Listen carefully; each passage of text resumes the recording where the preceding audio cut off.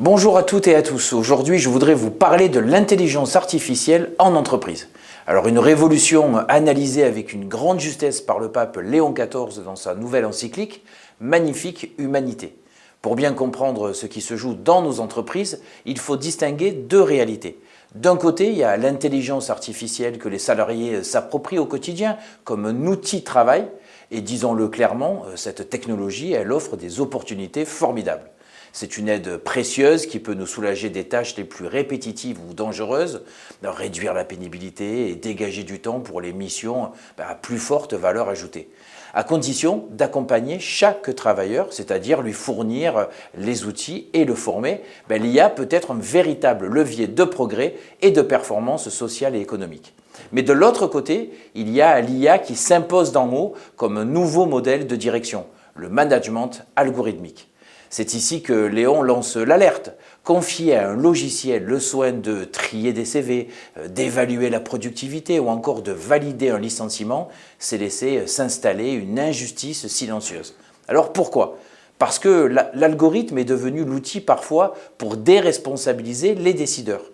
On voit émerger une tendance dangereuse où certains dirigeants se lavent les mains de leurs responsabilités humaines et sociales. Ils s'abritent derrière l'écran en expliquant « ce n'est pas moi, c'est l'algorithme qui a calculé vos performances » par exemple. On gère alors la carrière d'un homme ou d'une femme comme une simple donnée statistique. Face à une machine prétendument neutre et infaillible, le salarié se retrouve désarmé, privé d'interlocuteurs. Or, le travailleur, il n'est pas une ligne de code. Une décision qui bouleverse une vie doit être assumée par une conscience humaine, capable d'empathie et de discernement. À cela s'ajoute une autre urgence que la CFTC et l'encyclique soulèvent d'une même voix, l'impact environnemental. L'IA, elle n'est pas virtuelle ou immatérielle. Derrière chaque requête, il y a des centres de données immenses, une consommation massive d'eau et d'électricité et une extraction épuisante de ressources naturelles. Le progrès technologique ne peut pas se faire au détriment de notre planète.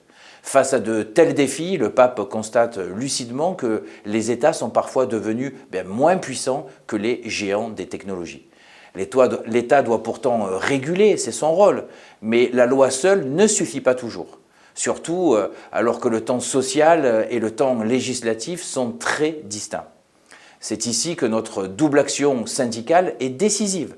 D'une part, en tant qu'acteurs de terrain, nous devons aider l'État à bâtir et à faire vivre ce nouveau cadre à partir de nos constats.